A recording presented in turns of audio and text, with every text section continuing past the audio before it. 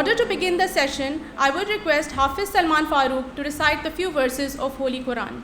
أعوذ بالله من الشيطان الرجيم بسم الله الرحمن الرحيم خلق الإنسان من صلصال كالفخار وخلق الجان من مارج من نار فبأي آلاء ربكما تكذبان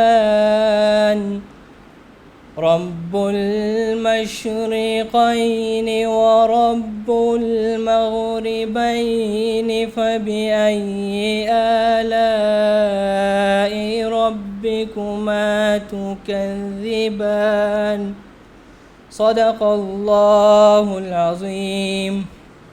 Jazakallah. Thank you so much, Salman.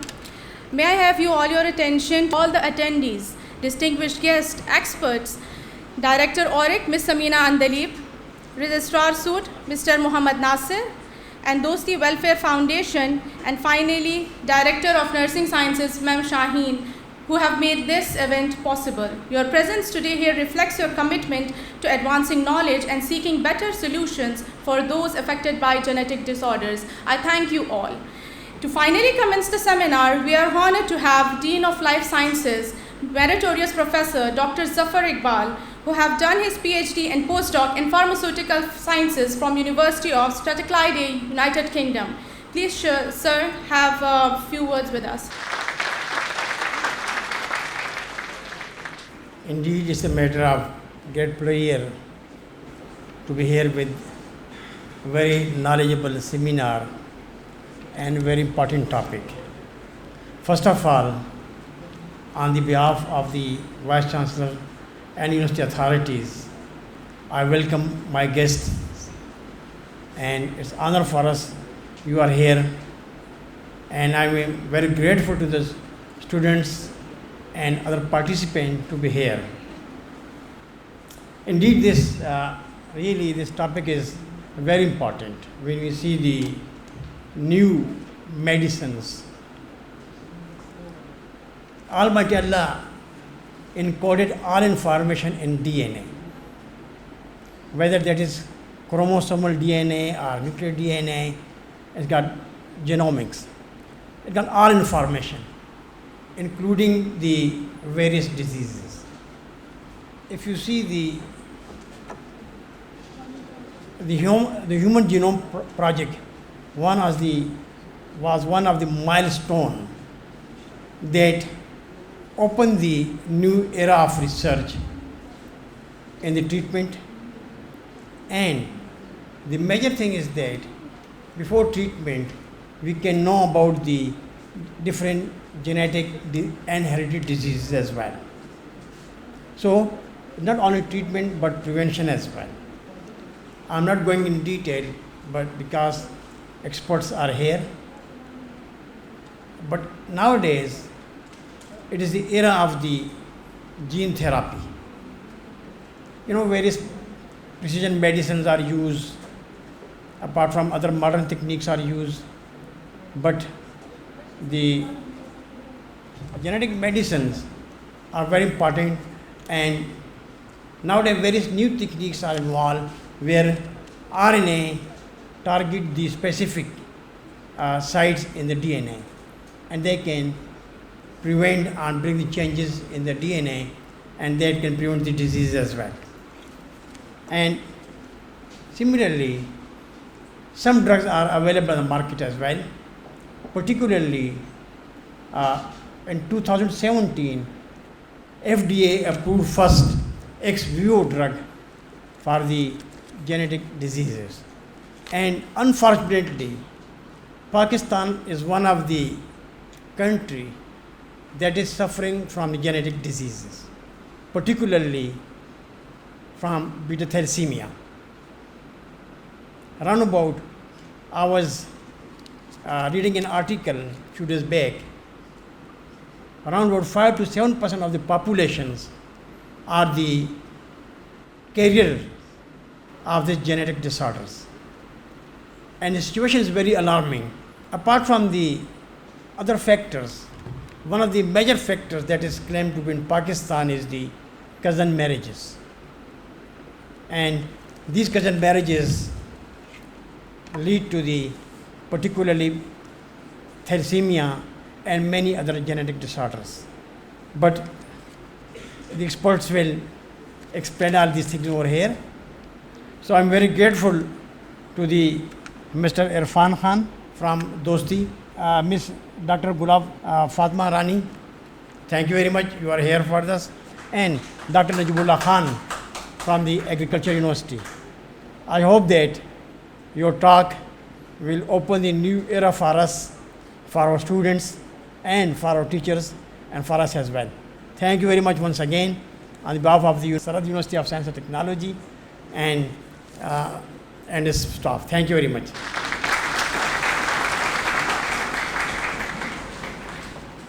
Thank you so much, sir, for the meaningful words. Genetic disorders are complex conditions that arise due to abnormalities in individuals' DNA and genes. These disorders have profound impact on families' life, individual, and even their families. However, with rapid advancement in medical science, we are now having a better understanding of these conditions and innovative treatments to improve patients' quality of life. Understanding genetic disorder is crucial not only for healthcare professionals, but also for the broader society as well. By gaining the insights into these genetic bases of these conditions, we can develop targeted therapies, provide personalized medicines, and ultimately work together for better preventive measures. Today, we have the privilege of learning these from the leading expert in the field who will shed a light in the latest research and breakthroughs. Our seminar will be divided into several informative sessions, each covering a different aspects of genetic disorders and their treatments. Our esteemed speakers will discuss the fundamentals of genetics, explore specific genetic disorders, present the latest treatment innovation, and delve into the ethical considerations surrounding these advancements.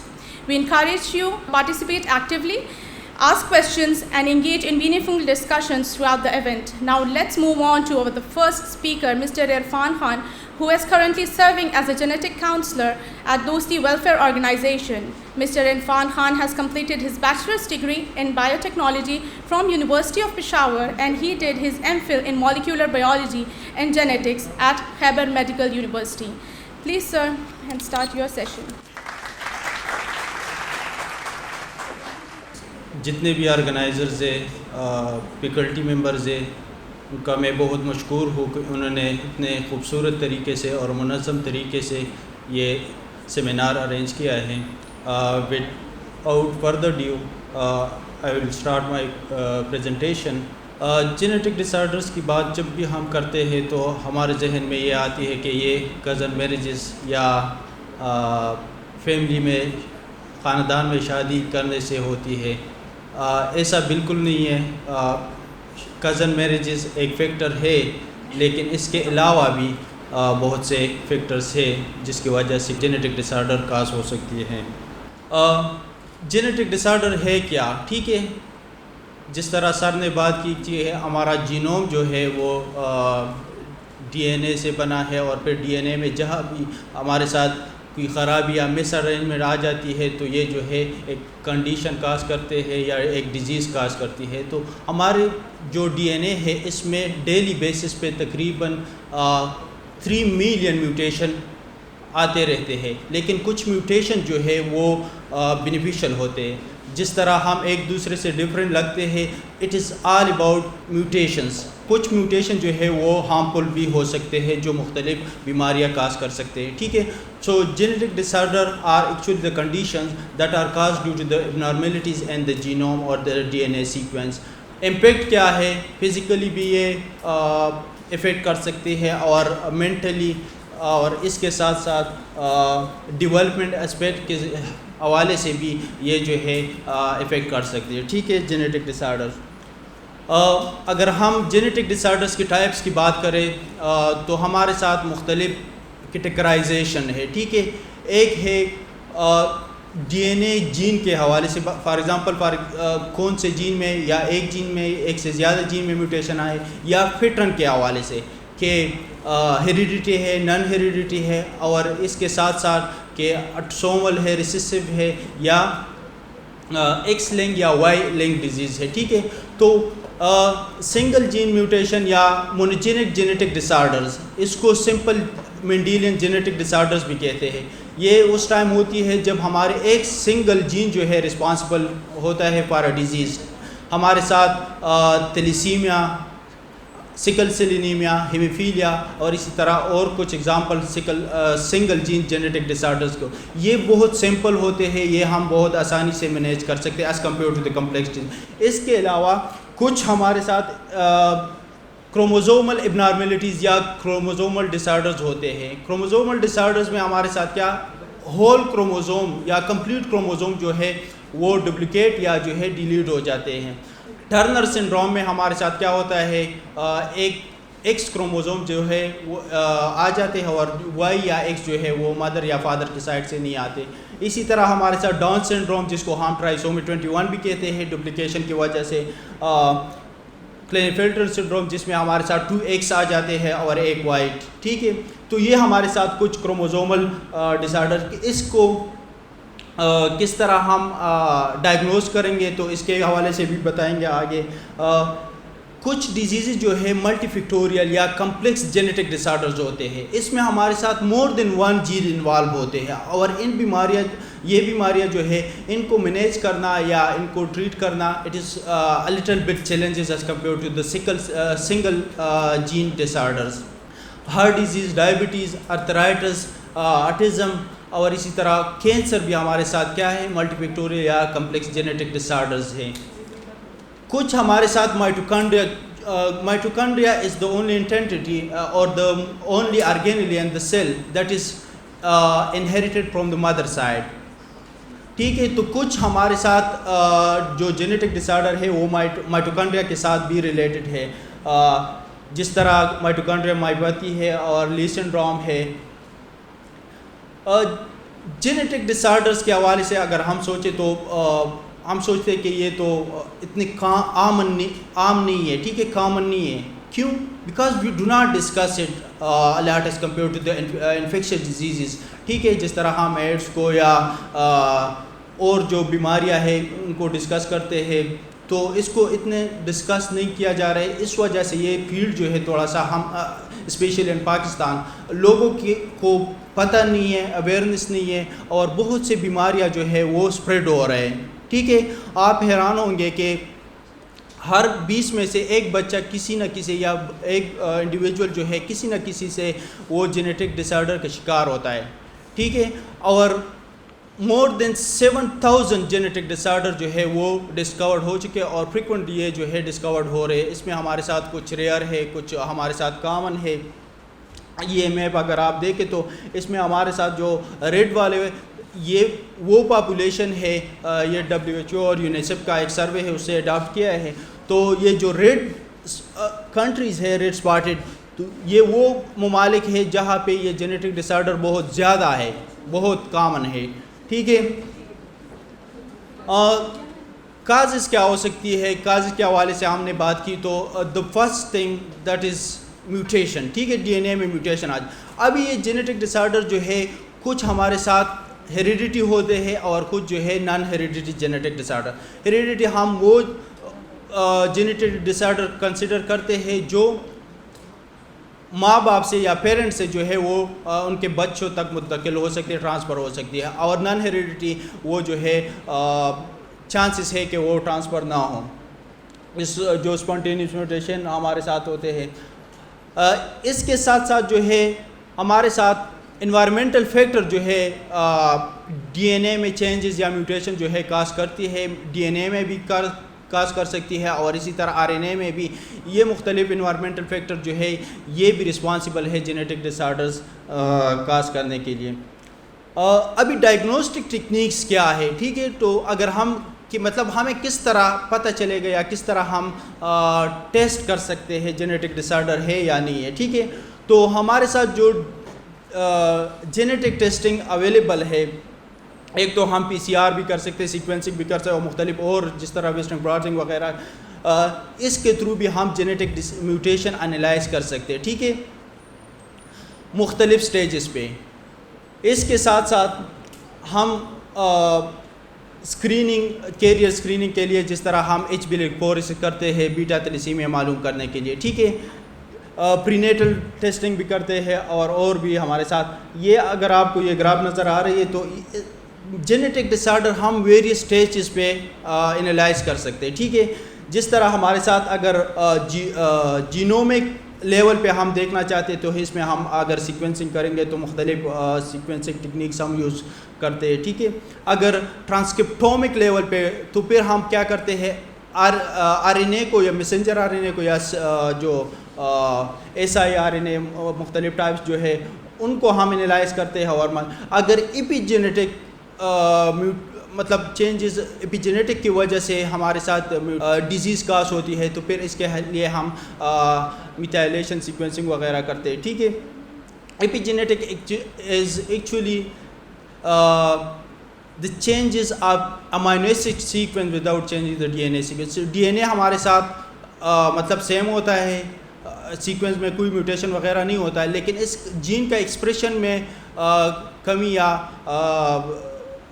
Over express ہوتا ہے یا lower express ہوتا ہے, اس وجہ سے بھی disease cause ہو سکتی ہے. ٹھیک ہے, پرینیٹل اسکریننگ میں ہم کیا کرتے ہیں. ٹھیک ہے, تو ایک ہمارے ساتھ انویسو ٹیکنیک ہے, ایک نان انویسو پرینیٹل ڈائگنوسس میں ہم کیا کرتے ہیں, اس میں ہم ایکچولی مدر سے بلڈ لیتے ہیں ڈیورنگ دا پریگنینسی. ٹھیک ہے, اور وہ بلڈ میں فیٹس کا جو DNA ہوتا ہے وہ انالائز کرتے ہیں. ٹھیک ہے, DNA جو ہوتا ہے اس کا ہم کیریوٹائپنگ کرتے ہیں اور فردر انالیسس کرتے ہیں. تو کیریوٹائپنگ میں ہمارے ساتھ کیا ہوتا ہے, اس میں ہمیں پتہ چلے کوئی ڈپلیکیشن یا کروموزوم تو کم یا زیادہ نہیں ہے. ٹھیک ہے, تو اس میں ہمیں یہ اندازہ ہو سکتے ہیں.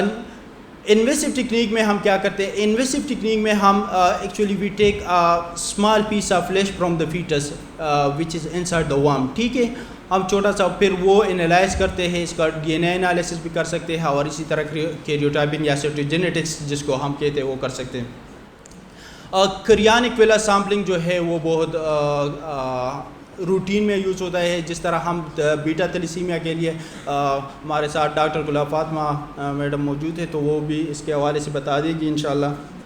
نیو بارن اسکریننگ, جب بچہ پیدا ہو جاتا ہے تو اس دوران بھی ہم ابنارملٹیز یا جو ہے کوئی میوٹیشن یا بیماری جینیٹک ڈس آرڈر ہو تو معلوم کر سکتے ہیں. اس کو معلوم کرنے کا فائدہ کیا ہے اس سٹیج پہ, تو فائدہ یہ ہے کہ ہم وہ پیشنٹ پھر یا وہ انڈیویجول پھر صحیح طریقے سے مینیج کر سکتے ہیں. جینیٹک ڈس آرڈر کا ابھی جو پرماننٹ ٹریٹمنٹ میں ہے وہ اویلیبل نہیں ہے, لیکن مینجمنٹ کے تھرو ہم اس کو لائف کو امپروو کر سکتے ہیں, اس کو لائف کو بہتر بنا سکتے ہیں. ٹھیک ہے, یہ بہت ضروری ہے. اور جب ارلی ڈیٹیکشن ہو جاتی ہے تو پھر ہم انٹرونشن لے سکتے ہیں اور اس کا لائف جو ہے وہ امپروو کر سکتے ہیں. امپیکٹ کیا ہے جینیٹک ڈس آرڈرز کا, تو ایک تو فزیکل امپیکٹ ہے. ٹھیک ہے, مطلب جو پیشنٹ ہے وہ فزیکلی وہ ڈسیبل یوزولی ہوتا ہے. ٹھیک ہے, اس کا لائف ایکسپیکٹنسی جو ہے وہ ڈیکریز ہو جاتی ہے.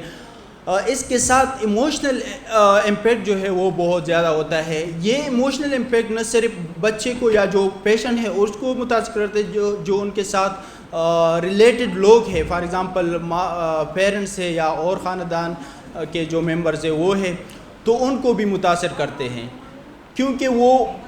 چونکہ ٹریٹمنٹ نہیں ہے. ان کیس آف تھیلیسیمیا اگر ایک بچہ بھی تھیلیسیمک ہو ان اے ہول فیملی تو وہ ہول فیملی جو ہے سفر کرتی ہے, اور اس کے لیے بلڈ ارینجمنٹ, میڈیسنز اور سمپٹمیٹک ٹریٹمنٹ جو ہم دیتے ہیں, تو اس وجہ سے وہ کیا کرتے ہیں, پورے خاندان جو ہے سفر کرتے ہیں.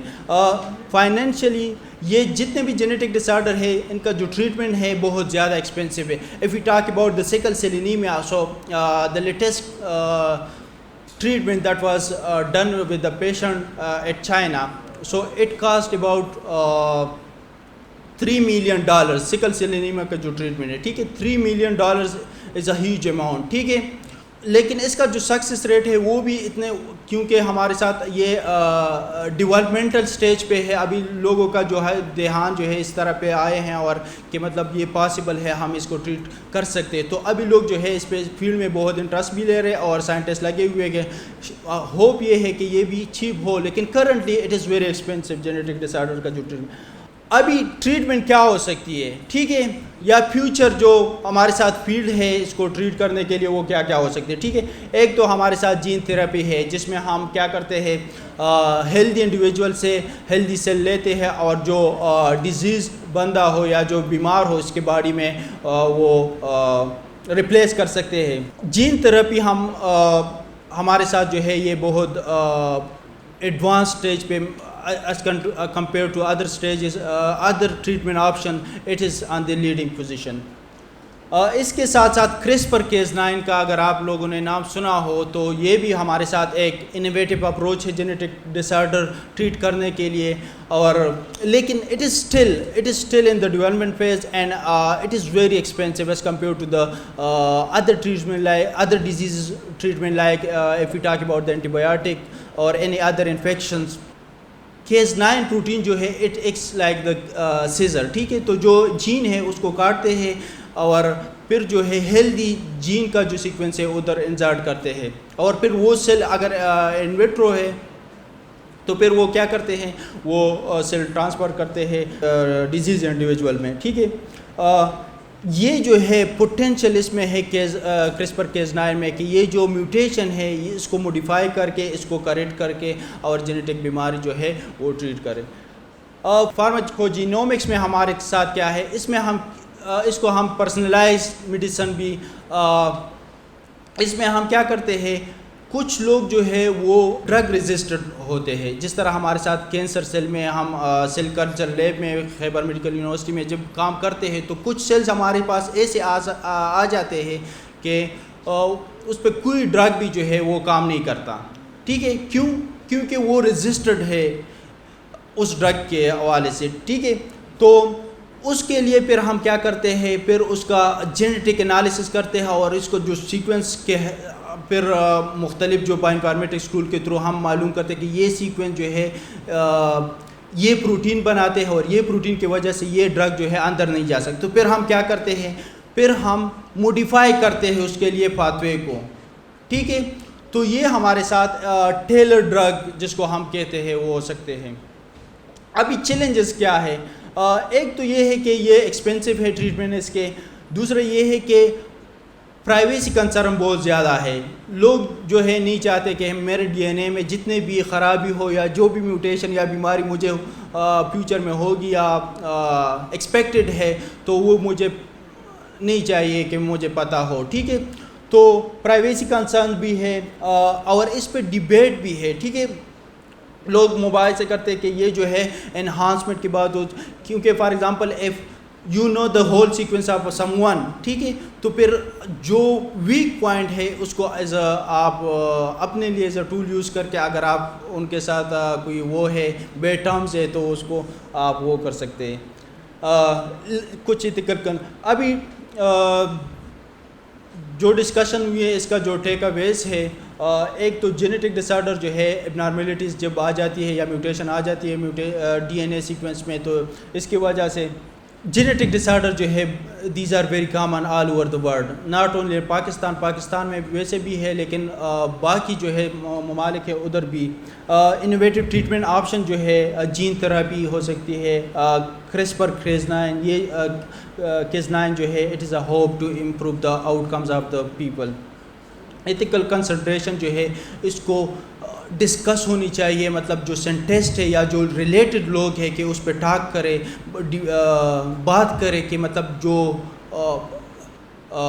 ویک یا جو سائنٹیفک ڈسکشن ہے اس پہ ہونی چاہیے، اور جو پاپولیشن ہے جس طرح آپ لوگ آئے ہیں، عام ماسز جو ہے، عام پاپولیشن جو ہے ان کو بھی پتہ ہونی چاہیے کہ جینیٹک ڈس آرڈر جو ہے ہمارے ساتھ ٹریٹ بھی ہو سکتی ہے یا جو ہے ہمارے ساتھ اس کے کازز یہ ہے، ٹھیک ہے۔ تھینک یو سو مچ، میں بہت شکر گزار ہوں جتنے بھی اسٹوڈنٹ بیٹھے ہیں اور ان سے یہ توقع رکھتا ہوں کہ یہ جا کے اپنی کمیونٹیز میں as a leader role play کرے. جینیٹک ڈس آرڈر ہو یا جو بھی ڈس آرڈرس ہے اس کے حوالے سے وہ بات کرے اور لوگوں کے ساتھ ڈسکس کرے, because you are not only the student but the leader of tomorrow. Thank you so much. Thank you. Thank you so much, sir, for your time and commitment. Genetic disorders can manifest in various ways, affecting individuals from diverse backgrounds. The importance of early diagnosis and tailored treatments approaches cannot be emphasized enough. As we continue, let us eagerly await the insights of what our next speaker will bring. Our next speaker, Dr. Gulab Fatma Rani, has done her MBBS and MPhil at Khyber Medical University and acquired her PhD from University of York. A physician scientist by profession, she is currently serving as an assistant professor at Institute of Pathology and Diagnostic Medicine, Khyber Medical University. Please, ma'am, share the floor with us. Thank you very much for the invitation. Sarhad University of Science and Information Technology. یہاں ان کی faculty, ان کے staff members, ان کے students, بہت شکریہ آپ لوگوں کا اور یہ ونڈرفل سیمینار آرگنائز کرنے کا. تو تھیلیسیمیا کیا ہوتا ہے؟ ایک آٹوسومل ریسیسو ڈس آرڈر ہے. جیسے عرفان نے بہت اچھی طرح آپ کو بتایا کہ جینیٹک ڈس آرڈرز کی کیا کیا قسمیں ہوتی ہیں, تو ان میں سے انہوں نے اگر آپ کو یاد ہو تو ایک بتایا کہ آٹوسومل ریسیسو ڈس آرڈرز بھی ہوتے ہیں. چلیں, ریسیسو ہیں, اس کا مطلب یہ ہوتا ہے کہ وہ ہر بچے میں ایکسپریس نہیں ہوں گے. اسی لیے بعض دفعہ پرابلمز یہ آتے ہیں کہ پیرنٹس آ کے شکایت کرتے ہیں کہ اس سے پہلے ہمارے بچے پیدا ہوئے ہیں اور وہ تو بالکل ٹھیک ہیں, تو آپ کیسے کہہ سکتے ہیں کہ ہمارے اس بچے کو تھیلیسیمیا ہو گیا ہے؟ اس کی جو لاجک ہے, اس کے پیچھے جو ریزن ہے وہ یہ ہے کہ یہ ریسیسو ڈس آرڈر ہے.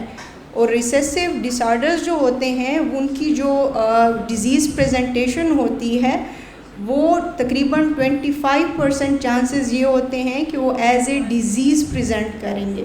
25% چانس یہ ہوتا ہے کہ بچہ بالکل نارمل ہوگا, اس میں کوئی اب نارمیلٹی نہیں ہوگی, کوئی میوٹیشن نہیں ہوگی. 50% چانس یہ ہے کہ اس بچے کی بھی وہی اسٹیٹس ہوگا جو اس کے پیرنٹس کا ہے. اگر اس کے پیرنٹس کیریئر ہیں اس ڈیزیز کے تو یقیناً 50% چانس یہ ہے کہ وہ بچہ بھی کیریئر ہی ہوگا. تو جب ہم تھیلیسیمیا کی بات کرتے ہیں تو یہ بڑی بدقسمتی ہے ہماری کہ ہم اس بیماری کو سمجھتے ہی نہیں ہیں کہ یہ ہوتی کیسے ہے. ہمارا سب سے بڑا مسئلہ اس ٹائم جو جینیٹک ڈس آرڈرز میں ہے وہ تھیلیسیمیا کا ہے, اور تھیلیسیمیا میں بھی بیٹا تھیلیسیمیا میجر جو اس کی ایک ٹائپ ہے جو کہ بہت سیویئر ڈیزیز ہوتی ہے. ہمیں پاکستان میں اس ٹائم ایگزیکٹ کوئی فگر پتہ نہیں ہے کہ پاکستان میں کتنے بچے بیٹا تھیلیسیمیا میجر کا شکار ہیں. آج سے تقریباً 20 سال پہلے کی ایک ریسرچ ہے جس میں انہوں نے صرف ایسٹیمیٹ کیا تھا کہ شاید پاکستان میں 1 لاکھ بچہ جو ہے وہ تھیلیسیمیا کا شکار ہے. اور جس تیزی سے ہماری پاپولیشن گروتھ ہوئی ہے تو آپ امیجن کر سکتے ہیں کہ وہ اب کتنے % ہو چکی ہوگی پاپولیشن کی, کتنے بچے اس مرض کا شکار ہو چکے ہوں گے. ایک اور 2016-17 کی ریسرچ ہے جو کہتے ہیں کہ تقریباً 5000 سے 7000 اور کچھ نے یہ بھی کوٹ کیا ہے کہ 11000 سے 13000 بچے جو ہیں بیٹا تھیلیسیمیا کے کیریئر پیدا ہوتے ہیں پاکستان میں. اگر آپ پاکستان کی پاپولیشن دیکھیں اور یہ دیکھیں کہ اتنے بچے کیریئر پیدا ہو رہے ہیں, اور یہ وہ بچے ہیں جو کہ کلینکس میں یا ہاسپٹلز میں آتے ہیں جن کا پتہ ہے, اور اس میں سے شاید مور دین 50% وہ پاپولیشن ہے جس کا کچھ پتہ ہی نہیں ہے کہ ان میں یہ ڈس آرڈر ہے کہ نہیں ہے. تو ایکچوئل فگرز کیا ہوں گے؟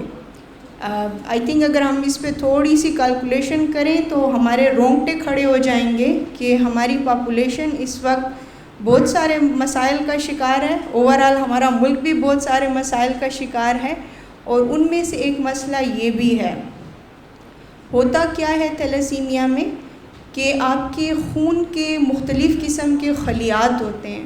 جب آپ نے تھیلیسیمیا کی بات سنی ہوگی یا آپ نے خون کی بات سنی ہوگی تو آپ نے ایک لفظ سنا ہوگا کہ اس کو انیمیا ہے, یا جنرلی بھی آپ جب ڈاکٹر کے پاس جاتے ہیں کہ مجھے یہ مسئلہ ہو گئی ہے تو شاید کہیں نہ کہیں آپ نے سنا ہوگا کہ آپ کو انیمیا ہے, یا انیمیا ہو سکتا ہے.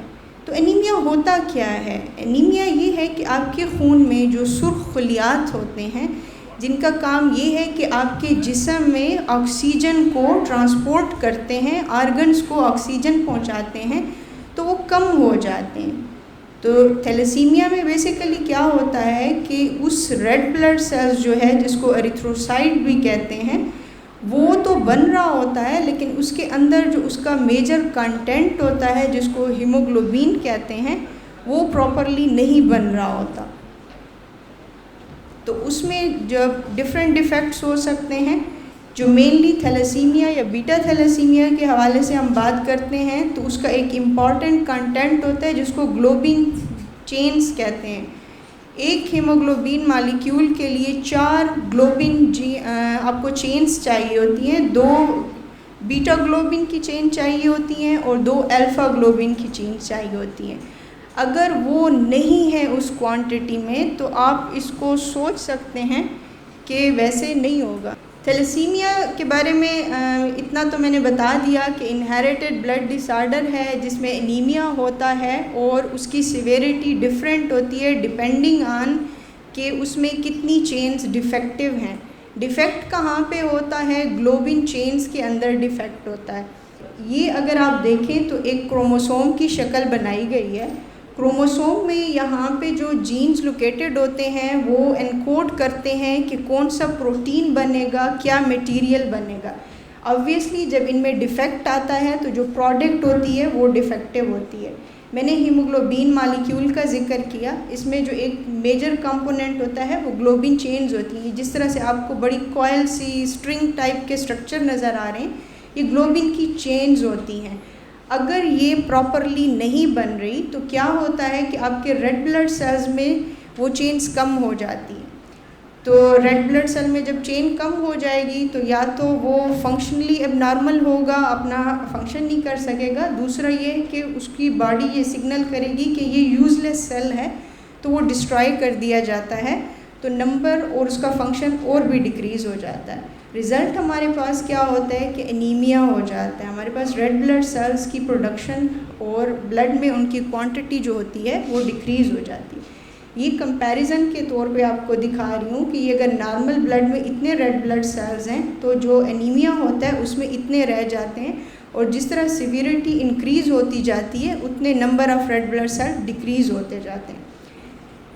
جب گلوبین کی بات کرتے ہیں 2 الفا چین ہیں اور 2 بیٹا چینز ہیں. تو اسی طرح سے جو میجر تھیلیسیمیا کی ٹائپس بتاتے ہیں ہم لوگ وہ الفا تھیلیسیمیا ہے یا بیٹا تھیلیسیمیا ہے. ڈپینڈنگ آن کہ ایک چین میں ڈیفیکٹ ہے، 2 میں ڈیفیکٹ ہے تو وہ مائنر فارم میں ہوگا یا میجر فارم میں ہوتا ہے. اس کے علاوہ اس کی ملٹیپل اسٹرکچرل ڈس آرڈرز بھی ہیں، فنکشنل ڈس آرڈر بھی ہیں. لیکن اگر ہم ان ویریئنٹس کی بات کریں گے تو شاید ہم آج شام تک بھی بولیں تو وہ بڑا مشکل ہو جائے گا. تو جسٹ ریوالونگ اراؤنڈ بیٹا تھیلیسیمیا.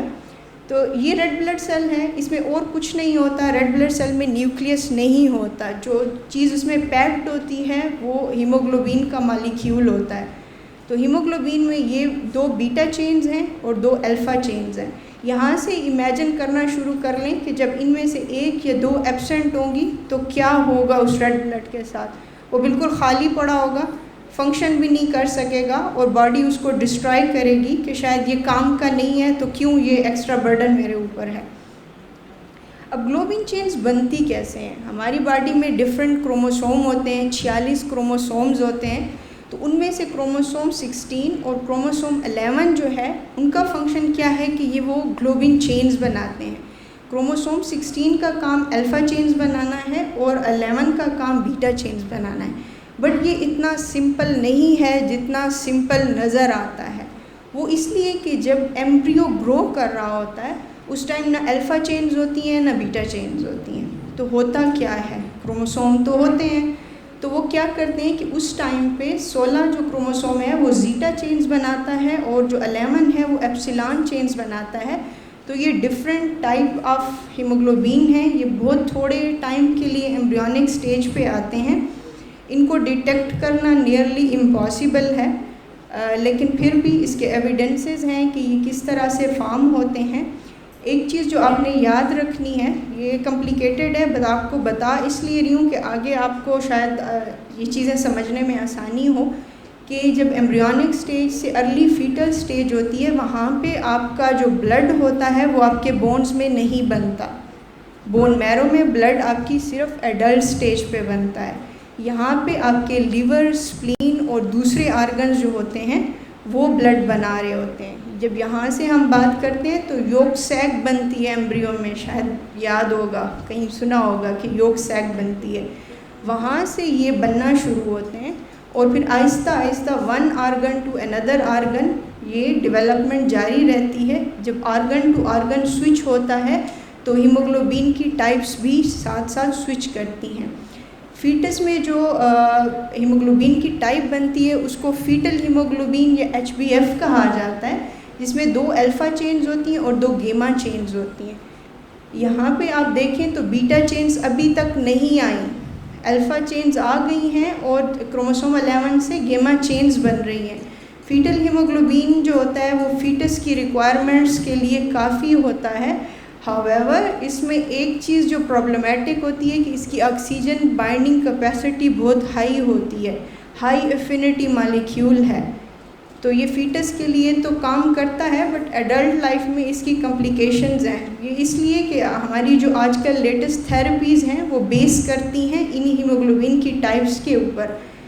تو تھیلیسیمیا میں کیا ہوگا کہ ان میں سے اگر کسی چین کا ڈیفیکٹ آ جاتا ہے وہ کم ہو جائیں گی تو الٹیمیٹلی آپ کے پاس ایڈلٹ ہیموگلوبین کم ہو جائے گا. فیٹس تھا کوئی پرابلم نہیں تھا، برتھ ہو گئی ایڈلٹ ہیموگلوبین نہیں بن رہا کیونکہ چینز نہیں ہے، یہ اپنی کوانٹٹی میں نہیں ہے جتنی ریکوائرڈ تھی. تو انیشلی جب تک فیٹل ہیموگلوبین انیشلی کچھ منتھس تک رہتا ہے تو بچے کو پرابلم نہیں ہوتی. آپ کے پاس پیرنٹس آ کے کہتے ہیں کہ بچہ جب پیدا ہوا تو ٹھیک تھا، کچھ مہینے بعد یہ بیمار ہونا شروع ہو گیا، ویک تھا، دودھ نہیں پی رہا تھا، ہر ٹائم اس کو بخار ہوتا تھا. پرابلم یہ ہوتی ہے کہ یہ جو سوئچ ہوتا ہے یہ کام نہیں کر رہا ہوتا. ٹھیک ہے، تو یہاں پہ ہمارا تھیلیسیمیا کا ڈیفیکٹ شروع ہو جاتا ہے. اب یہ تھوڑی مشکل بات ہے بٹ کیونکہ ہماری ڈرگ ٹریٹمنٹس جو ہیں وہ بیس کرتی ہیں انہی میکانزمس کے اوپر، تو ان کو سمجھنا تھوڑا سا ضروری ہے آپ کے لیے. جب یہ چینز کا ڈیفیکٹ ہو جاتا ہے، ایک چین جب ہم بیٹا تھیلیسیمیا کی بات کرتے ہیں تو وہ بیٹا چینز نہیں ہوتی، الفا چینز ہوتی ہیں. تو اب الفا چینز اور بیٹا چینز جب ان بیلنس ہو جائیں گی تو کیا ہوگا؟ ایکسٹرا جو الفا چینز ہیں وہ ڈپازٹ ہو جائیں گی سیل میں. جب وہ ڈپازٹ ہو جاتی ہیں تو وہ کرسٹل فارم میں آ جاتی ہیں. تو وہ کرسٹلز، اب اگر آپ نوکدار کوئی چیز کسی پلاسٹک کے یا کسی پیپر بیگ میں ڈال لیں تو وہ اس کو کیا کرتی ہیں؟ پھاڑ دیتی ہیں نا، اس کو ڈیمیج کرنا شروع کر دیتی ہیں. تو یہ کام یہ بھی کرتی ہیں کہ جو ایکسٹرا چینز ہوتی ہیں وہ سیل میں اتنے ڈیمیج کرنا شروع کر دیتی ہیں کہ باڈی اپنے اپوپٹوٹک پاتھ ویز کو ایکٹیویٹ کر لیتی ہے کہ یہ والے سیل جو ہیں یہ تو پتہ نہیں فیوچر میں کوئی فائدہ دیں گے یا نہیں، لیکن ابھی مجھے جو ہے یہ نقصان دے رہے ہیں، مجھے تکلیف دے رہے ہیں. تو اس کے رسپانس میں باڈی ان سیلز کو توڑنا شروع کر دیتی ہے. تو جو سیل بن رہے ہیں وہ ڈیفیکٹیو ہیں کیونکہ ان میں چینز جو ہیں وہ پوری نہیں ہے. دوسری چیز یہ ہے کہ ڈیفیکٹ کی وجہ سے باڈی اپنے سیلز کو بھی ڈیمیج کر رہی ہے. تو الٹیمیٹلی کیا ہو رہا ہے کہ آپ کے پاس نیٹ ریزلٹ یہ ہے کہ آپ کے بلڈ میں جو ریڈ بلڈ سیلز آ رہے ہیں وہ ریڈیوس ہوتے جاتے ہیں اور ود ٹائم وہ اور زیادہ ریڈیوس ہو جاتے ہیں. تو انیمیا جو ہے وہ سیویئر سے سیویئر ہوتا جاتا ہے. کچھ جینیٹک ڈس آرڈرز جو ہوتے ہیں ان کا پیٹرن جو ہے وہ ریسیسو ہوتا ہے، اس میں اسکپ جنریشن پیٹرن ہوتا ہے کہ وہ بیچ کی انٹرمیڈیٹ جنریشنز کو اسکپ کر دیتا ہے. They are very difficult to diagnose کیونکہ وہ ملٹیپل جنریشنز میں ایکسپریس نہیں ہوتے. تو آپ کو بعض دفعہ جب تک کوئی ایسا بچہ پیدا نہیں ہوتا آپ کو پتہ نہیں چلتا.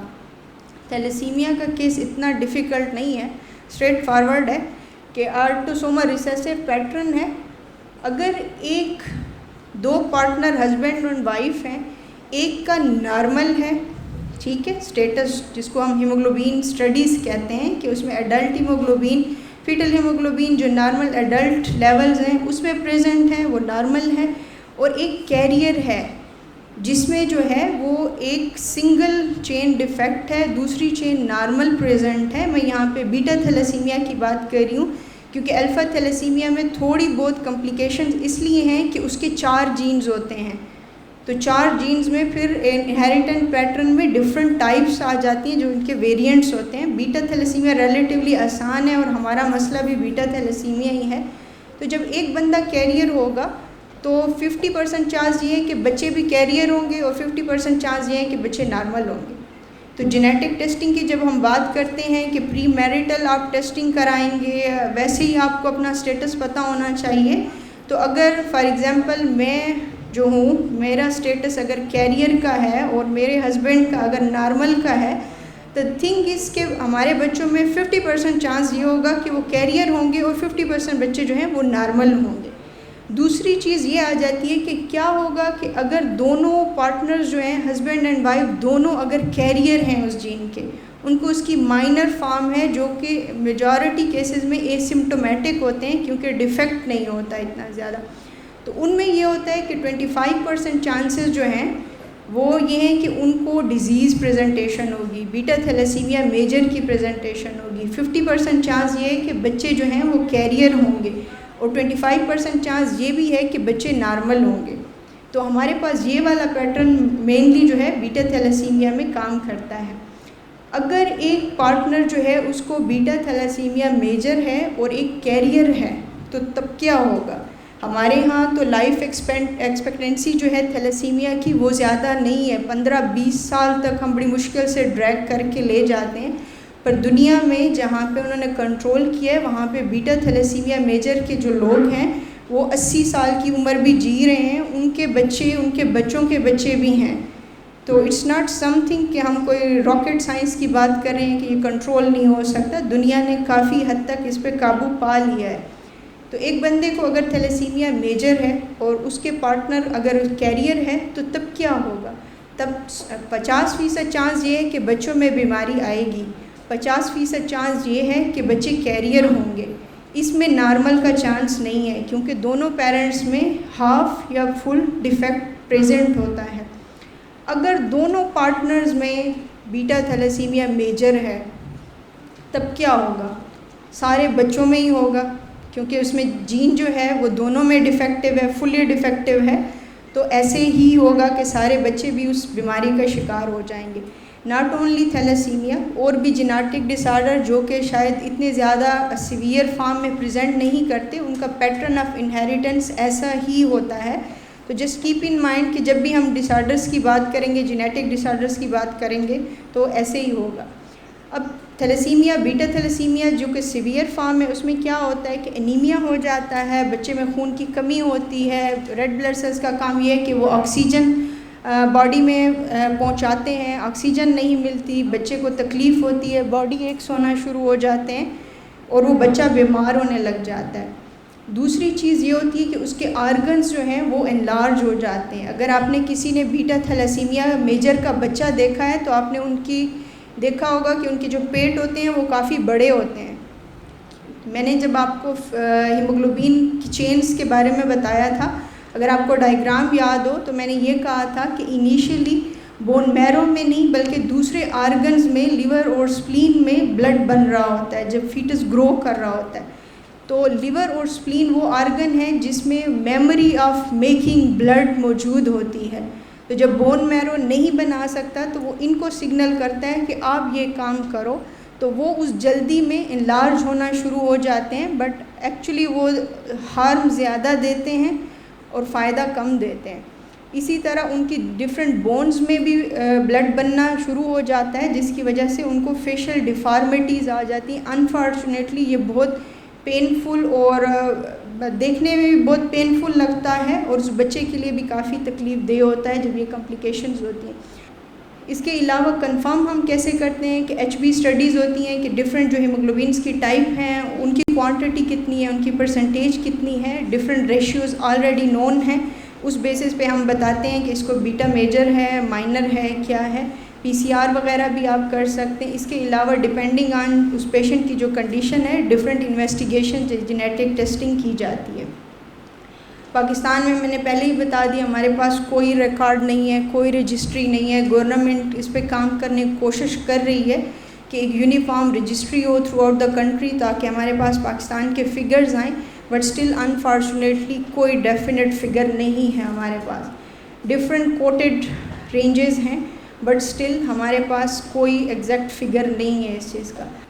ٹریٹمنٹ آپشن کیا ہے ہمارے پاس؟ جو کنونشنل جو سمٹومیٹک ٹریٹمنٹ جس کو ہم کہتے ہیں کہ بچے میں خون کی کمی ہے ہم خون لگا دیں, ٹھیک ہے, آسان طریقہ ہے, کمی باہر سے پوری کر لیں اس کو مسئلہ نہیں ہوگا. لیکن ہم یہ نہیں سوچتے کہ اس کے کچھ مسائل بھی ہوں گے, فائدے بھی ہوں گے, نقصان بھی ہوں گے, obvious سی بات ہے. دوسری جب ہم جینز کی بات کرتے ہیں, ہم جین تھیراپی کی بات کرتے ہیں, ہم CRISPR-Cas9 کی بات کرتے ہیں, عرفان نے اس پہ کافی ڈیٹیل سے بات کی ہے.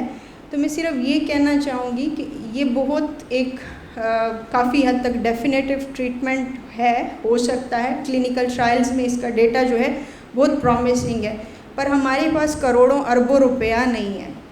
دوسری چیز جب بون میرو ٹرانسپلانٹ کی بات کرتے ہیں, یہ بھی ایک بہت پرومسنگ موڈیلٹی ہے ٹریٹمنٹ کی, پر اس پہ جو خرچہ آتا ہے وہ 40 لاکھ سے 1 کروڑ روپیہ خرچہ آتا ہے.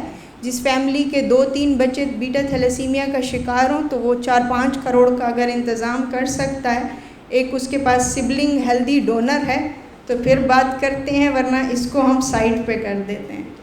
تو بلڈ ٹرانسفیوژن فائدہ ہے, انفیکشن کا رسک ہے, آئرن ڈپازٹ ہوتا ہے, اس کے لیے ٹریٹمنٹ دیتے ہیں جو کہ 30 سے 40 ہزار پر منتھ, اس کا الگ خرچہ آتا ہے, اس کے اپنے پرابلمز ہیں. بون میرو ٹرانسپلانٹ پیسے نہیں ہیں ہمارے پاس. جین تھیراپی کام کرے گی, پیسے نہیں ہیں ہمارے پاس. فارماکولوجیکل ٹریٹمنٹ بہت ساری دنیا اس پہ کام کری ہے. ہم نے ریسنٹلی جو کمپنی امریکہ میں یہ ڈرگ بناتی ہے لوسپاٹرسیپ, اس سے بات کی تو اس نے ہمیں جو کاسٹ بتائی ہے تو پر ڈوز کاسٹ جو تھی وہ 13 لاکھ سے 40 لاکھ تھی, اور ہر سیکنڈ ویک اس کا انجیکشن دینا ہے لائف لانگ کے لیے. تو آپ سوچ سکتے ہیں کہ یہ ہماری کیا حالات ہوں گے اس میں. چیپ ڈرگز میں ہمارے پاس ہائیڈروکسی یوریا اور تھیلیڈومائڈ ہیں, ان کے اپنے تھوڑے بہت پرابلمز ہیں, بٹ ہم اس پہ جو ہے پوری دنیا میں بھی اور ہم خود بھی اس پہ کلینکل ٹرائلز رن کر رہے ہیں. ہمارا ڈیٹا کافی پرومسنگ ہے, بٹ اس سے ہم نے کافی سیکھا بھی ہے. بہت ساری چیزیں جو ہمیں نہیں پتہ تھی, بہت ساری کمپلیکیشنز جو نہیں پتہ تھی, ناؤ وی نو کہ ان کی ہمیں ڈکریز کرنے کے لیے, ان کمپلیکیشنز کو کم کرنے کے لیے کیا کیا جا سکتا ہے. کوئی چیز جب آپ سمجھتے نہیں ہو اس کا حل نکالنا بڑا مشکل ہوتا ہے.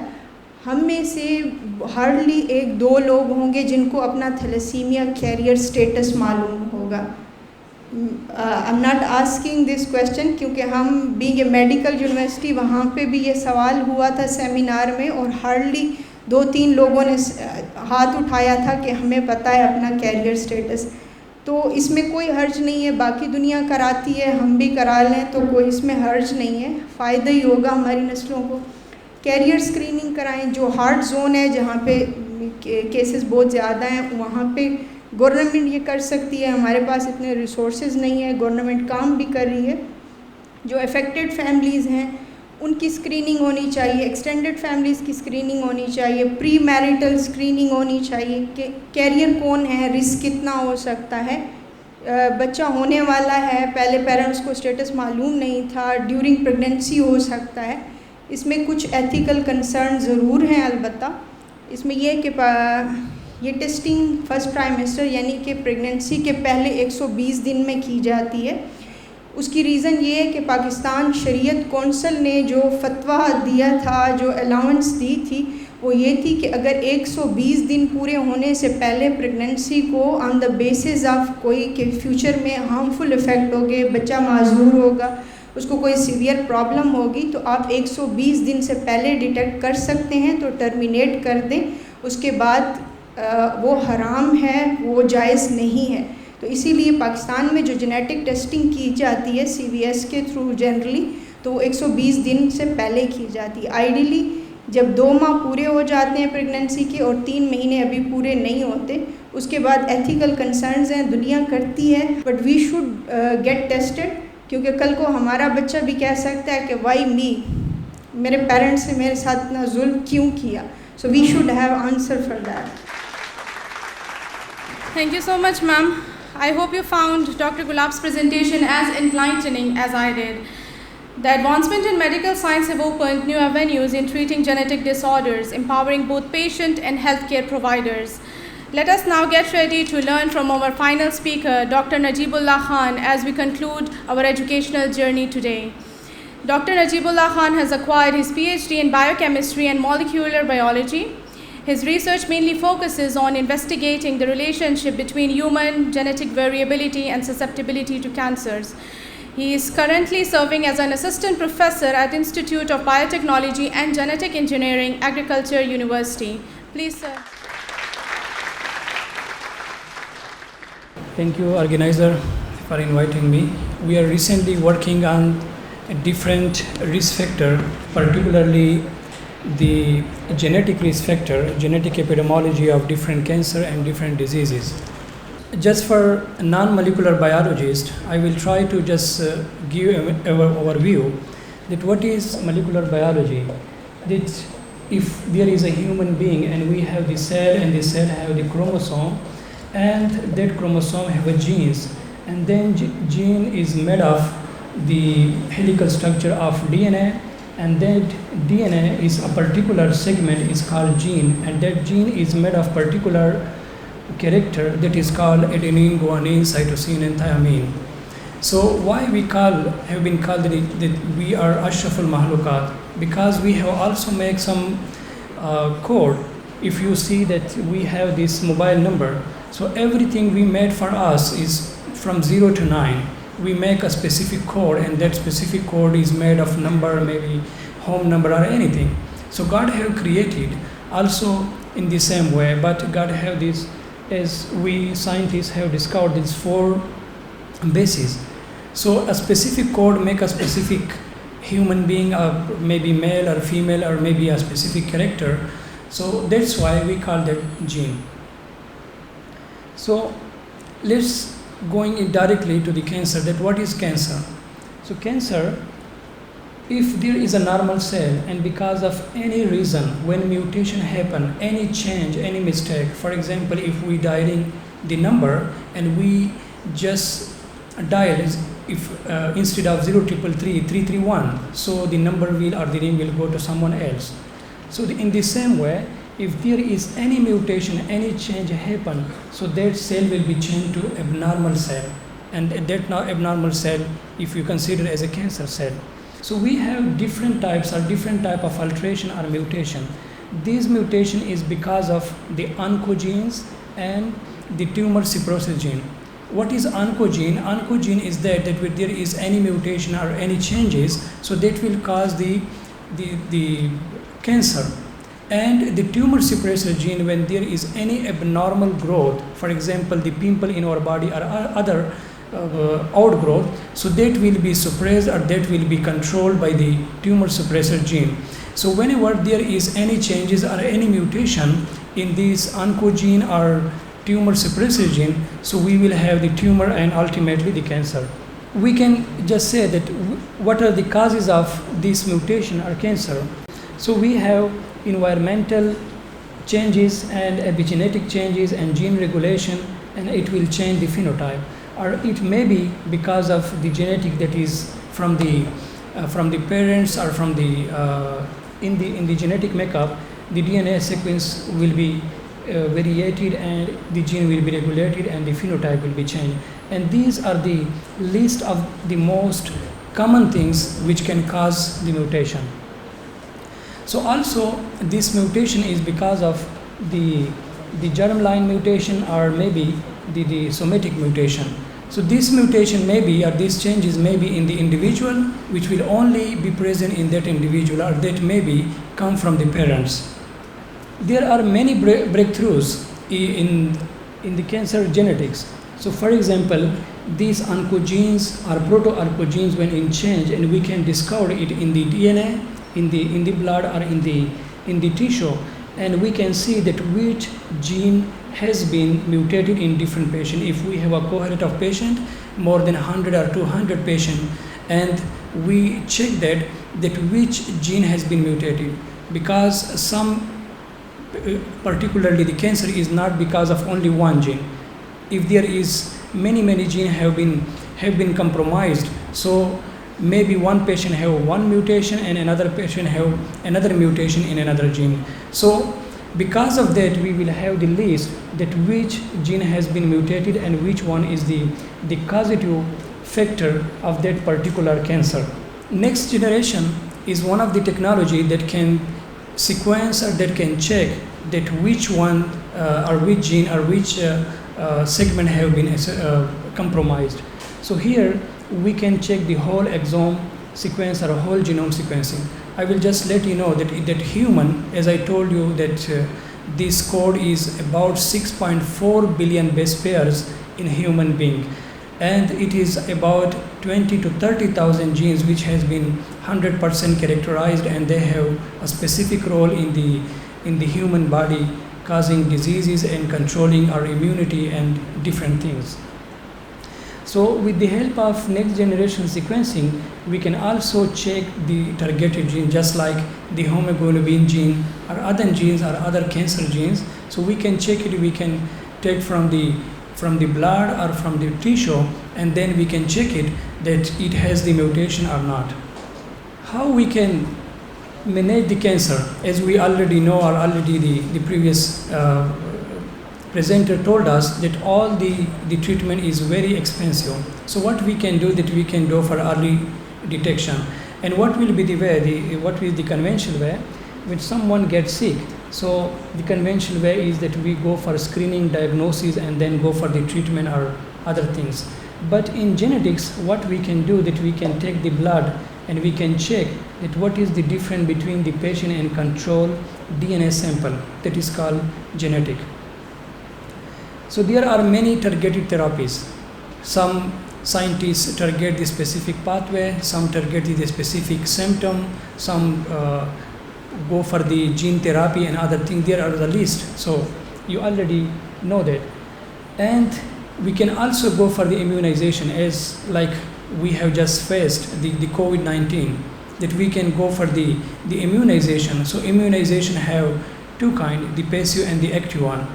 In the passive one, what we can do, that we can make take the antibodies, the specific antibodies which will target the specific cancer cells. And in the active one, what we can do, that we can check the particular thing and how we can manipulate and how we can use it. In the same way, the precision medicine, as my group is specifically working the ethnic-specific mutation, that what's going on exactly in Pashtun population and what gene have been manipulated or what gene have been compromised in our population. What is our research aim, what we are doing actually every day? A dozen of students are working every day about the establishing and strategic guideline or protocol for early diagnosis, prognosis, and personalized medicine. And for that, what we do is, we already know that Pakistan is a resource-less country, so I think this is not an excuse that we should stop work. There are many ways that we can work and we can move forward. And with that, what we do, that we take the data from the literature and then check this mutation, that what's going on in the Western population and European population or other Asian population, particularly the Chinese population, and how they manipulate or how they associate the risk SNP, the risk mutation or the risk error with the patient or with the disease. So what we do, that after meta-analysis, after statistical analysis, that we know that at particular stage, if here is A in the patient or T or G in the normal one, and because of that mutation it changed to A, so it will cause the disease. So we check the blood, or we just check it that at which ethnicity. Maybe the Western countries have one mutation, one SNP, the European have another one, and the Asian have another one. And it is very simple, just like we have the 10 digits, so we have a specific code for a specific country. So in the same way, the gene will work, but maybe it will have some variation with specific with the ethnicity, just like our face is different from the European, from the Asian, and from the Chinese. So in the same way, the gene is same, the code is same, but a very minute thing is different, a very specific or very single code is changed, and that's why our eyes maybe have different color, maybe our hair have different color, and in the same way, the cancer will be caused by the different genetic makeup.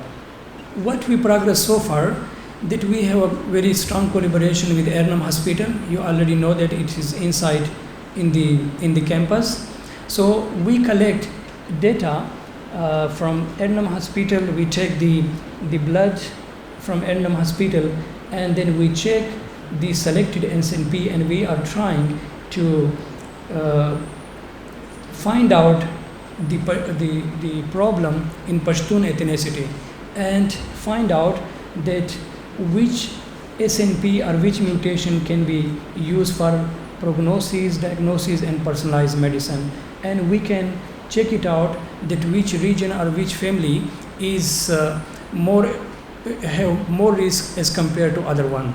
This is a simple work that we did in 2022. We have confirmed about 15 or 16 genes, and we have confirmed it only with the breast cancer, because breast cancer is more prevalent in Pakistan, particularly in Pashtun population as well. So we targeted the breast cancer, and we select the gene with the same way as I told you, that we select the data and find out that this gene and this particular mutation or particular SNP is associated with Western, European, and Asian population.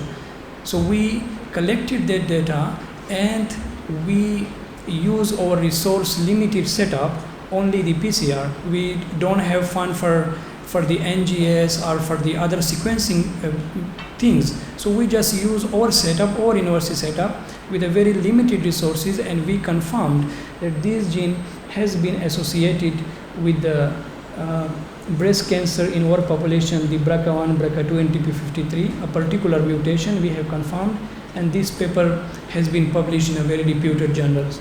And another one, the MMP8, MMP9, that was also associated, the OPG and Rankel gene. Here we took the data with the Western and the European and the Asian one. So we find out that some of the mutation is present in our population is similar to Western, and some are not. And this make a very unique background for us. This paper has been published in a very reputed journal in the PLOS-ONE, which has 4 impact factor. And why it is accepted? Because of the ethnicity. We just focus on that we are a human, and the Pashtun population have some uniqueness. So at the same way, the cancer, because most of the scientists quoted that alcohol is one of the high risk factor for cancer or for the mutation. But if you see here, maybe you cannot find maybe 1%, or you can say maybe 1 out of 1 lakh that maybe he or she will drink alcohol maybe somewhere in the basement. So I think it is not common here. Our risk factor is different from Western country. So that's why we need to focus on our population and find out the exact reason. And that reason and that risk factor will provide a way that how to early diagnose the cancer and how to treat that things. So these are the challenges that how we can move forward. Nowadays, if the molecular biology is expensive, so nowadays the AI, artificial intelligence, has been used. Mathematics can be used, proteomics can be used, bioinformatics can be used. You can predict the data, and they will almost accurate about 99%, and then you can play with it, and then you can try with a very specific targeted things or targeted diagnosis or treatment. So these are the same thing that here we can go for the histology or lab result or therapies, or you can use the DNA and some things, and then we can use the AI technology or the bioinformatics, and we can predict that how this thing can be manipulated and can be utilized in our Pakistani setup. So what we achieved so far, this is just for the student, that in this environment, in this Sarhad University, we can also do something. It is not the way that if I go to UK, if I go to US, then I will do something. No. In this setup, we can do something. Just like we are living here, we are healthy here, we are playing here. So in the same way, we can also do molecular jobs here. We can also work in cancer. You can also work in the genetic disorder, etc., etc.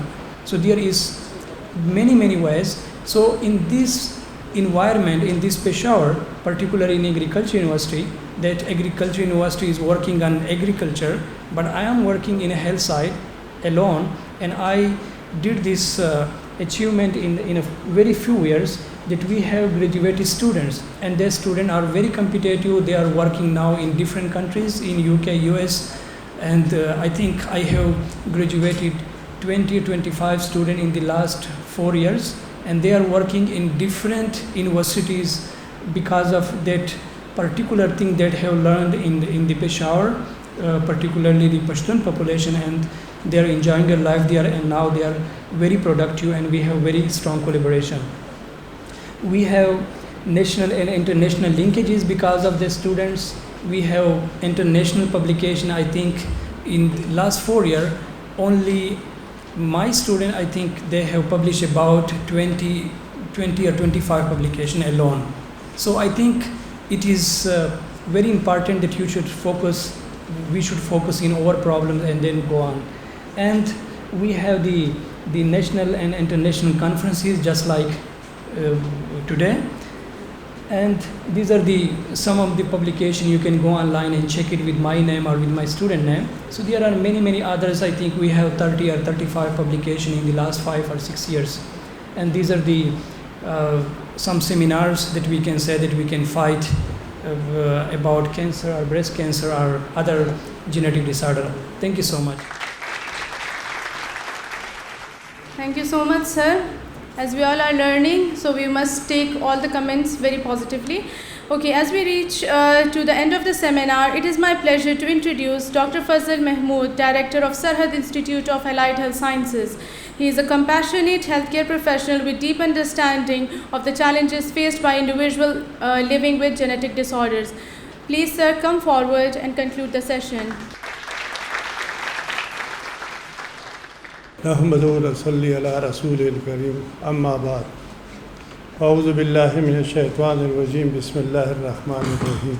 سب سے پہلے میں اپنے guest speaker کا نہایت مشکور ہوں اور ان کو بہترین ایکسلنٹ پریزنٹیشن پہ مبارکباد دیتا ہوں. یہ ان کی کمٹمنٹ ہے، یہ ان کے ریسرچ ورک میں اپنی دلچسپی ہے کہ انہوں نے اپنے گناہگو مصروفیات کے باوجود ہماری ریکویسٹ قبول کی اور وہ آئے اور آج ہمیں انہوں نے اپنے ریسرچ کے بارے میں آگاہ کیا.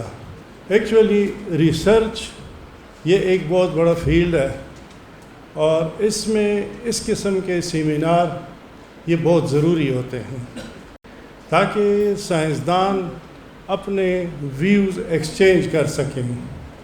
کسی کو کچھ علم نہیں ہوتا ہے اور کسی کو زیادہ علم ہوتا ہے تو وہ اس قسم کے سیمینار، اس قسم کے کانفرنس سے وہ جو ہے نا اپنے ویوز کو ایکسچینج کرتے ہیں.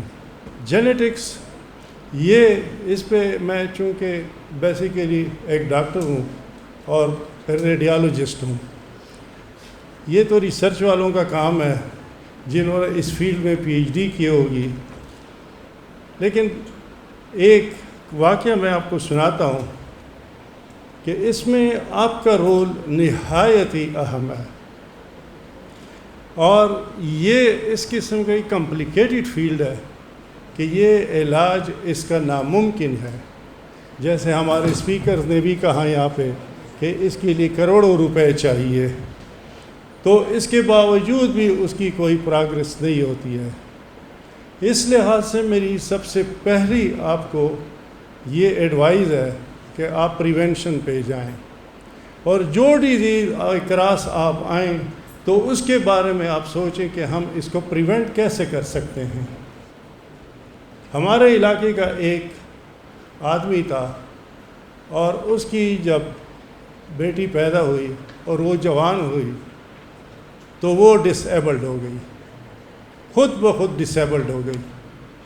اس کی دوسری بیٹی جب وہ بھی جوان ہو گئی تو وہ بھی ڈس ایبلڈ ہو گئی۔ ڈاکٹروں کے پاس گیا، ڈاکٹروں نے کہا کہ جی ہمارے پاس تو اس کا کوئی علاج نہیں ہے، اور نیچرلی ڈاکٹر کے پاس نہیں، اس کا علاج آپ اسکالر کے پاس ہے۔ اور جب وہ ایک اسکالر کے پاس کسی نے اس کو ریفر کیا اور وہ ریسرچ اسکالر نے اس کی جو ہے نا سب تشخیص کی، تو اس نے یہ کہا کہ تمہاری جو یہ تیسری بیٹی ہے یہ بھی جب جوان ہوگی تو یہ بھی ڈس ایبلڈ ہوگی۔ اس اسکالر نے یہ اس کے گھر پہ گیا اور اس نے پریکٹیکلی یہ کام اپنے ہاتھ میں لیا، اس نے ڈونر پیدا کیے اور ان کے ٹیسٹ لے کے جرمنی بھیج دیے۔ آج بھی وہ ان کے ساتھ ان ٹچ ہے اور اس پہ کام کر رہا ہے۔ میرا مطلب یہ ہے کہ ڈاکٹر صاحبان کے پاس آج کل علاج بہت زیادہ مہنگا ہو گیا ہے، اور یہ بس کی بات نہیں ہے کہ کسی کو جینیٹک ڈس آرڈر ہے اور وہ پیسوں سے یا کسی ہسپتال میں خواہ وہ جہاں بھی جائے گا مشکل ہے کہ اس کا علاج ہو جائے۔ دوسری امپارٹنٹ چیز جس کی طرف میں آپ کو توجہ دلانا چاہتا ہوں وہ یہ ہے کہ آپ کا ریسرچ ہمیشہ کے لیے بنی نوع انسان کی بہتری کے لیے ہونا چاہیے، یہ اس کی جو ہے نا تخریب کاری کے لیے یا اس کو تباہی کے لیے نہیں ہونا چاہیے۔ ہمارے علاقے میں کھجور بہت زیادہ ہوتے تھے اور ویرائٹیز آف کھجور ہوتے تھے، یعنی ایک دکان پہ جب آپ جاتے تھے تو 20-25 ویرائٹیز آپ کو وہاں ملتی تھی، لیکن ابھی اگر آپ جائیں تو وہاں آپ کو 2-3 ویرائٹی ملے گی اور کھجور ناپید ہو گئے ہیں۔ وہاں پر آج کل کھجور کی قیمت وہ کسی دوسرے جو فروٹ ہے اس سے زیادہ ہے، حالانکہ پہلے کوئی اس کو خریدتا نہیں تھا۔ وہ کیا وجہ ہے؟ جب میں نے وہاں لوگوں سے پوچھا تو انہوں نے کہا جی یہ جب سے ہماری ایک کلاشنکوف آئی ہے اس نے ہمارے سارے کھجور تباہ کر دیے ہیں۔ تو میں نے کہا یہ کس طرح؟ انہوں نے کہا جی کلاشنکوف کی جو گولی ہے وہ جب کسی بھی کھجور کے درخت کو لگ جاتی ہے وہ خود بخود سوکھ جاتا ہے، اور اس وجہ سے ہمارے سارے کھجور کے درخت سوکھ گئے، اور اس وجہ سے ہمارے جو ہے نا ابھی وہ ویرائٹی یا وہ چیزیں نہیں ہیں۔ اس لحاظ سے اب یہ چیز جو ایجاد ہو رہی ہے، بعض اور بھی اس قسم کی چیزیں ایجاد ہو رہی ہیں، تو میرے خیال میں زیادہ کنسنٹریشن اس پہ دینا چاہیے کہ ہماری چیزیں ایسی ہم ایجاد کریں کہ وہ بنی نوع انسان کی فائدے کی ہوں، اور خصوصی طور پہ پریونٹنگ پہ بہت زیادہ زور دیں۔ جیسے یہ ڈیزیزز جو آپ نے آج ڈسکس کی ہیں، اگر اس کی پریونشن ہو گئی تو وہ کامیابی ہوگی، اگر پریونشن نہیں ہو سکتی ہے تو پھر اس کا علاج ناممکن ہے۔ میں آپ کا زیادہ وقت اور نہیں لوں گا، تھینک یو ویری مچ۔ ایک دفعہ پھر میں آپ لوگوں کا بڑا مشکور ہوں، آپ لوگوں نے بڑی اچھی پریزنٹیشن کی ہے، thank you very much. Thank you so much, sir, for your heartfelt closing remarks. We have explored the fascinating world of genetics today, gaining valuable insights into genetic disorders and the innovative treatments available. Let us carry the knowledge forward and work together to make a positive impact in the lives of those who are affected. Before we proceed to the end of the seminar, I would like to take this opportunity to honor and acknowledge the hard work and dedication of all the individuals who have made this seminar possible. On behalf of Dosti Welfare Foundation, I request Mr. Irfan Khan to kindly receive his token of gratitude from our director, Dr. Fazal Mahmood, Dr. Shabir Ahmed and Dr. Amir Aziz.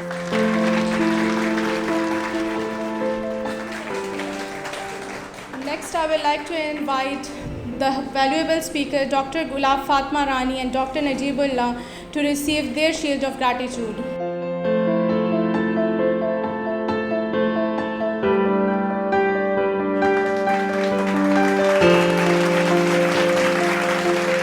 Next, I would like to call Ms. Samina Andeli for positively supporting the event to receive her shield of gratitude. I would request Dr. Amir Aziz and Dr. Shabir Ahmed to present the shield of gratitude to Dr. Fazal Mahmood for supporting us positively. I would request Dr. Fazal Mahmood to present the shield to Dr. Shabir Ahmed, Dr. Amir Aziz, and finally me.